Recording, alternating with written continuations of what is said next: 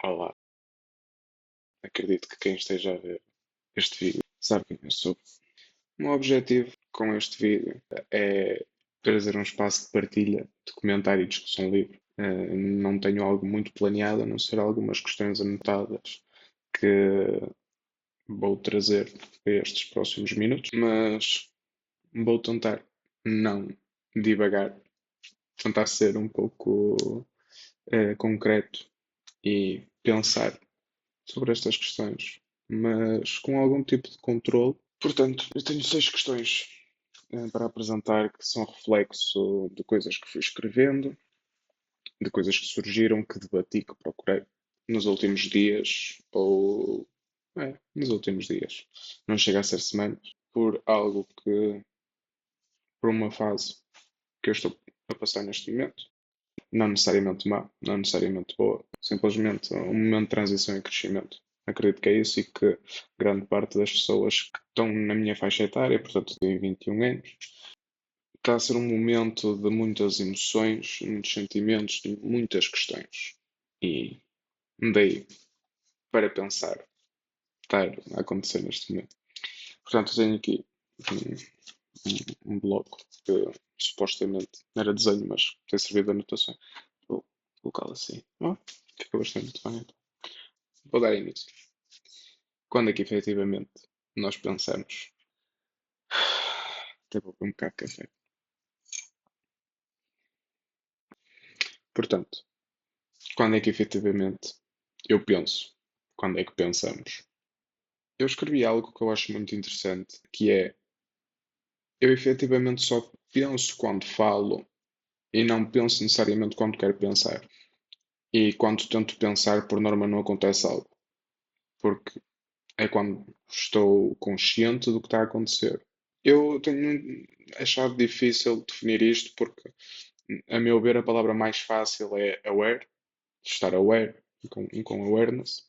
E surgiu uma questão de quando é que efetivamente penso. Existe um automatismo deste pensamento. Apesar de pensar constantemente, e até demais, em certos momentos, e necessitar desta liquidez de pensamento. Muitas vezes e várias vezes ao dia, todos nós precisamos de não pensar, poder ter a cabeça livre, para poder pensar de forma mais clara. Mas se tu paras para pensar, estás a pensar com clareza. Portanto, será que nós pensamos realmente quando estamos a fazer qualquer tipo de atividade, ou tudo já é tão habitual para nós e essa monotonia, nós acreditamos que estamos a pensar, mas na verdade são pequenos pretextos que nos passam pela cabeça? Não sei. E acho que vai ser a resposta mais comum. Vai ser a dizer não sei. Acho que vai ser algo que define isto, que define este vídeo. Não sei. Portanto, eu se tivesse que dizer quando é que eu penso, eu não sei quando é que eu penso. Sim, tenho momentos de racionalização, mas efetivamente pensar, acho que é muito mais complicado. Não é tão simples, sim, eu penso sobre, mas tu realmente dedicas o tempo a pensar, tu paras, tu pensas ou deixas-te levar por esse automatismo. Então, com o scroll, coisa que eu até não faço muito ou evito fazer, o pensamento e conseguir gerar estas linhas e estas teias que, unidas, sim, podem ser consideradas um pensamento, são cada vez mais escassas, a meu ver. Quando é que vocês pensam? Como é que vocês sabem que estão a pensar? A minha segunda questão que eu trouxe está super relacionada com a primeira. Será que devo questionar o meu funcionamento? Nós somos um organismo complexo e não é possível para nós, porque funciona de forma realmente automática, que exista uma API no nosso cérebro que nos diga, tipo, tu neste momento estás a exercer, por mais que eu esteja a respirar, que senão estava morto, tu estás a respirar, tu estás, portanto, a inspirar e a expirar de forma automática e ter constantemente este input e output na minha cabeça. Isso não acontece da mesma forma que quando estamos a fazer a digestão. Sim, nós sabemos que estamos a fazer a digestão porque nós comemos, mas não passa disso. E dessa forma, será que nós colocarmos em causa este funcionamento automático? Que tipo de alterações é que nos traz? A realidade é, se tu pensas demasiado que estás a pensar, quase que poderia ter feito um mashup destas duas questões. Quando tu pensas sobre estares a pensar, tu começas a entrar num ciclo vicioso e, eventualmente, esse funcionamento de pensamento entra em conflito. Se eu pensar que o meu estômago está a trabalhar, que está a passar comida, que está a fazer as funções que tenho a fazer, será que eu vou causar algum tipo de distúrbio? Automaticamente. Portanto, sim, é automático, mas não devia eu saber como é que eu funciono enquanto ser. Não podemos levar isto a uma questão animal, como exemplo animal, tendo em conta que eles não têm o que nos separa deles, que é a capacidade de raciocínio e o facto de termos consciência. Espero não estar a dizer nenhuma barbaridade. É, mais uma vez, não sei. A realidade, a resposta a isto seja não, porque é isso já é intrínseco, já está mais do que interiorizado. Tu nasces operado, basicamente. Tipo, a máquina funciona sem questionar, não ativamente de updates. Ok, se calhar pode ser interessante uma comparação, algum tipo de mecanismo de sistema. Lembrei-me de uma coisa agora. Esqueci não é neste. Ok, mas eu acho que consigo chegar lá. Uma coisa que eu escrevi há dias e que posso colocar aqui é que, por exemplo, um computador opera, portanto, zeros e uns, dados, sabe copiar, dar delete aos dados, criar novos dados. Que na verdade, uma discussão que tive com o meu supervisor de estágio, ele explicou-me que os dados são constantemente copiados. E, por exemplo, se tiras de uma pasta para outra, tu eliminaste os dados daquele fecheiro e foram copiados para o outro, na outra indexação, portanto, na outra pasta. É como se tu morresses e nascesses constantemente. Mas voltando ao, ao raciocínio, um computador sabe operar, pronto, zeros e uns, copiar dados, etc. Mas ele não tem consciência do seu funcionamento porque o seu funcionamento foi gerado por nós. Da mesma forma, isto dá para aplicar na nossa espécie. Nós somos criados por nós mesmos, efetivamente, neste caso pela nossa espécie, mas não necessariamente sabes como é que tu fostes criado e como é que tu funcionas. Está complicado. Está complicado. Efetivamente, não sei. Posso mover para a próxima questão, que envolve algo que também me surgiu há pouco tempo, que é porque é que eu sou hipócrita? Porque é que somos hipócritas? O target é sempre muito simples, direcionar meramente a ti mesmo é sempre muito simples. E conseguires colocar isto na generalidade e tentar perceber, porque na verdade eu posso ter uma reação, essa reação pode acontecer contigo também, apesar de que se aplique de formas muito diferentes.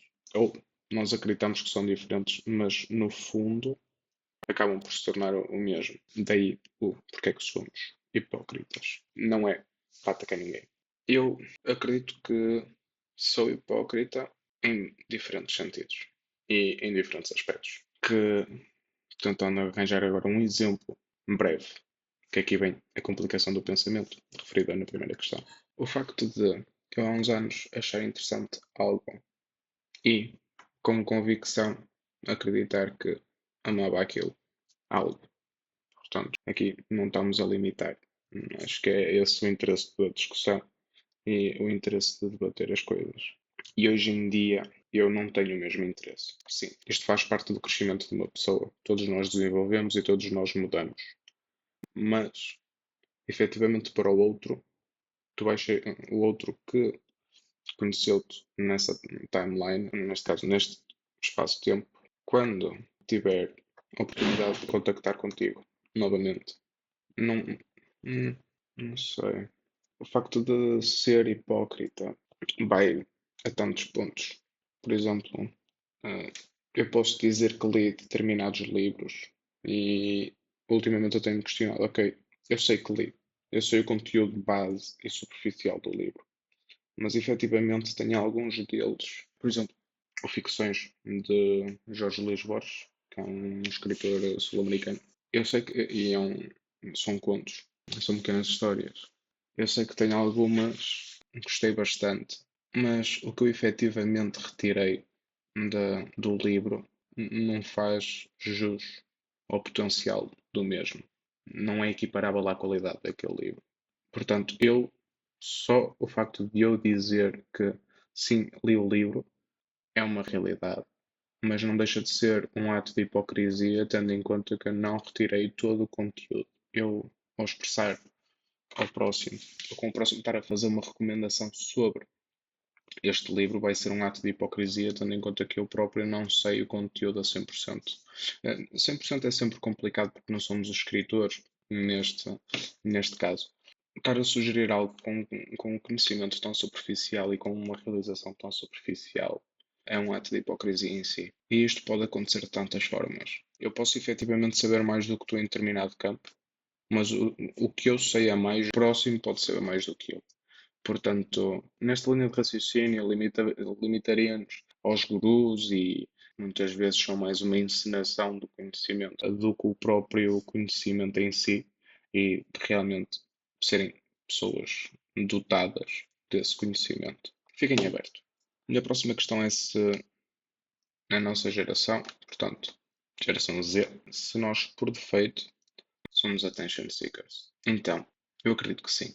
Por exemplo, eu desde sempre lembro-me ter social media presente na minha vida, apesar de que eram, por exemplo, um Facebook com caixas em que as mensagens eram caixas que abriam. Genial, honestamente, aquele layout da FB, poder jogar jogos no Facebook. Gastei muitas horas da minha vida lá. Mas acredito que isso teve o facto de estar constantemente em diálogo com e toda a gente passava muito tempo, e toda a gente passa muito tempo, portanto, responderes a alguém, eu acho que era mais esse uso que era dado e não propriamente o consumo de conteúdo no social media. Era realmente o diálogo entre. Portanto, por defeito, se eu respondesse a alguém, em 2 minutos obtinha a resposta. E este loop vicioso hum, levou-me a. Eu agora olho para trás e questiono se eu, com todos esses hábitos que foram gerados por causa desse contacto, levaram-me a ser um attention seeker, por mais que não seja nada de muito chocante, não seja algo que, sim, anda aos joelhos das pessoas a pedir atenção e etc. Não estamos a falar nessas terminologias, nem nessas dimensões, mas somos, não somos, não sei. Penúltima questão. Acredito que o desenvolvimento pessoal é mensurável, portanto, se dá para medir. Existe um livro de um autor que se chama Byung-Chun Han, esqueci o nome dele, e que eu tenho um livro que se chama The Burnout Society. Eu nunca o li, portanto, posso estar a ser hipócrita, tudo bem, mas conheci-o através de um youtuber que eu acompanho, que tem PhD em filosofia. Isto não muda nada o meu argumento, nem lhe dá mais credibilidade. Façam as vossas pesquisas e as vossas discussões aí em baixo. E isto foi muito youtuber. Nós vivemos numa época em que a produtividade está em todo lado. O facto de estarmos a cumprir tasks constantemente, de termos a necessidade de sentir que estamos a fazer algo. O mesmo acontece, ou pelo menos eu acredito que acontece no desenvolvimento pessoal. Como é que eu sei que cresci enquanto pessoa? É pelo número de livros que li, pelo número de artigos que procurei, pelo número de cursos que fiz, pelo número de trabalhos que eu corri, o número de países que eu já fui. É nesse sentido que eu vou saber o quanto é que eu me desenvolvi. Eu acho que, na verdade, isto aqui mede-se com o tipo de. Mede-se pela. Eu ia dizer que se mede pelas pessoas que temos à nossa volta, mas não. Porque cada um está em patamar, está no seu, na sua vida, cada um está no seu ponto, está no seu processo, cada um tem o seu pace. Então não é uma unidade de medida, é uma questão que reflete o tempo em que nós estamos a viver. A última questão que eu tenho é se nós tentamos implementar aquilo que vemos nos outros em nós. Mais uma vez, posso utilizar uma frase que escrevi há dias, que é como é que eu vou olhar para mim mesmo se aquilo que eu vejo é sempre o outro? E essa questão surgiu daí, de tentar implementar aquilo que vejo nos outros em mim. Se isso acontece efetivamente. Isto tem uma keyword associada que é a comparação. Este processo de constante comparação, que também está associado ao social media, em que estamos sempre a ver o melhor do outro, ou o outro passa sempre o melhor dele, ou esforça-se para passar o melhor dele, independentemente da situação em que está. Isto são questões que se calhar deviam ser mais debatidas. Eu acredito que toda a gente saiba que social media é uma mentira. Ou o que está no social media, a nível de pessoas é uma mentira. Mas quando tu olhas, tu nunca processas essa mentira. Tipo, sim, esta pessoa está a sorrir neste momento. Ou está uma foto dela a sorrir. Ok, olhamos com essa superficialidade para tudo quando estamos a dar scroll. E eu vou utilizar uma expressão do Rabi. Nós estamos sempre em 0,2. Tudo o que vemos, 0,2 segundos. 0,2 segundos. Sempre, sempre, sempre. Mas damos sempre retain em algo. E acho que, na verdade, retain não é a palavra certa, mas sim infiltra-se. Tem sempre algo do outro que se infiltra em nós, que penetra de certa forma. Eu acho que preciso agora de criar aqui uma distinção, porque estou-me a encaminhar sempre para o social media e acho que quero ir mais para o aspecto pessoal, o físico, o material, e não o digital. Que é, eu olho para um amigo meu, eu sei que traços acho que são positivos nele, e se calhar penso, implementar em mim não seria má ideia. Isto aqui é uma ação correta? Será que estou a roubar a identidade de outro? Como é que isto funciona? Achei interessante esta parte da identidade. Tanto que tive a debater com o chat, por mais estranho que isto seja, e para mim foi, porque eu próprio já o disse, tipo, falar com o chat sobre este tipo de questões parece estás a apontar uma arma a ti mesmo.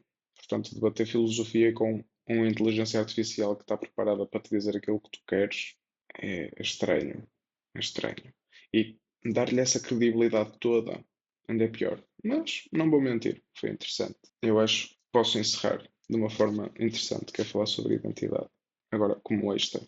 Mas essa conversa que tive com o chat foi de culpa. Culpa identitária. O que quero dizer com isto? E vou largar o argumento que lhe dei, que foi: não sei até que ponto é que nós sentimos culpa de verdade. Porque a culpa que nós sentimos é gerada por nós mesmos e para connosco. Porque quando envolve terceiros, tu responsabilizas-te automaticamente. Se acontece algo de errado com terceiros, ou se tu danificas de alguma forma um terceiro, tu responsabilizas-te e tu culpabilizas-te de forma sensata. Mas o que tu sentes depois é meramente uma criação da tua própria consciência, uma constante culpabilização que não é real. Porque a culpa, tu já te responsabilizaste sobre ela no momento, se fores um ser moralmente e eticamente, no mínimo correto. Que acredito que é possível. Eu não sei se fez sentido algum este vídeo. Das talvez 4 ou 5 pessoas que vejam este vídeo. Digam se faz sentido trazer algumas questões. Pode ser útil vocês terem tipo 10 ou 15 minutos, que eu não quero que o formato dos vídeos seja muito maçudo. Se realmente tenha trazido questões pertinentes. Eu tenho alguma dificuldade em expressar aquilo que eu penso e sei que deixo muito aqui, que deixo muito dentro da minha cabeça e não passo. Portanto, vocês, se calhar, vão ter que adivinhar metade das merdas. Pode ser que apareça eventualmente. Tenho algumas coisas para divulgar também. Mas é um espaço para pensar. Até à próxima.